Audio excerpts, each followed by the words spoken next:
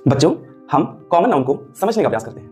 Common noun क्या है, common noun किस प्रकार से काम करते हैं और कॉमन नाउन किस प्रकार से दिखते हैं, आइए हम समझने का प्रयास करते हैं। कॉमन नाउन नाम होता है, लेकिन किसका नाम होता है? नाउन पर्सन, प्लेस और थिंग, व्यक्ति, वस्तु, स्थान के नाम को हम नाउन या फिर संज्ञा कहते हैं। तो नाउन हमको पता है, बस आप हमको कॉमन के बारे में बता दीजिए।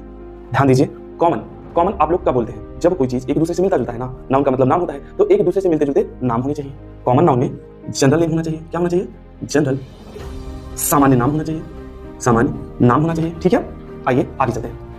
मान लीजिए एक क्लास, एक कक्षा को प्रेजेंट मतलब प्रस्तुत तो प्रेजेंट्स प्रस्तुत करते हैं। एक कक्षा को प्रस्तुत करते हैं, प्रेजेंट मतलब प्रस्तुत और प्रेजेंट्स मतलब प्रस्तुत करते हैं। ध्यान दीजिएगा, आप लोगों के सामने एक कक्षा या क्लास को प्रस्तुत किया जाता है, आप इसको कॉमन नाउन बनाइए। तो कॉमन नाउन बनाने के लिए हमको उनके नियम को देखना पड़ेगा ना, तभी तो हम कॉमन नाउन बना सकते हैं। तो आइए सीखते हैं। ध्यान दीजिएगा, अगर हमको कॉमन नाउन जब बनाना होगा तो सबसे पहले हम कैटेगरी मतलब समझ रहे ना, जाति में। कैटेगरी का मतलब जाति, और कॉमन नाउन को बोलते हैं जातिवाचक संज्ञा।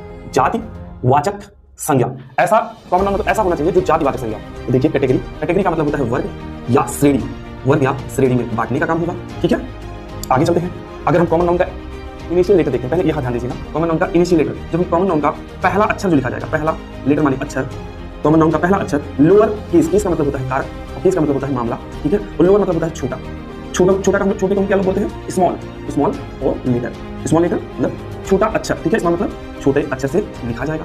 कॉमन नाउन का पहला अक्षर स्मॉल लेटर से लिखा जाएगा। ठीक है, आइए और देखते हैं।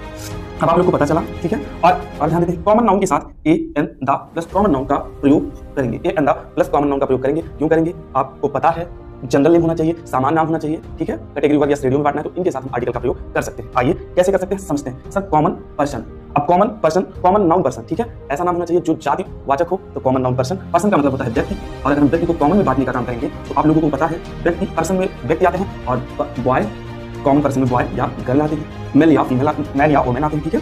ठीक है, और ध्यान देते हैं कॉमन प्लेस। ठीक है, अब प्लेस को समझते हैं। कॉमन स्थान, ऐसा स्थान होना चाहिए जो किसमें बटे? कैटेगरी वर्ग या श्रेणियों में। अब क्या होता है? पहला प्लेस जो होता है विलेज होता है, विलेज या फिर सिटी हो सकता है या फिर कंट्री हो सकता है। अब वर्ग में बढ़ता हुआ जा रहा है ना, ध्यान दीजिएगा। अब कॉमन थिंग, कॉमन वस्तु, अब ध्यान दीजिएगा वस्तु, अब वस्तु को भी बांटेंगे तो हम जातिवाचक में भी बांटेंगे। जाति में जैसे क्या हो गया? बुक, क्या हो गया? Book, pen, car. अब ध्यान दीजिएगा, गांव की बॉय की तरह होंगे ना, गर्ल की तरह होंगे ना, गांव की ही तो तरह होगा, कॉमन बन नहीं रहा है। सिटी शहर की तरह होगा।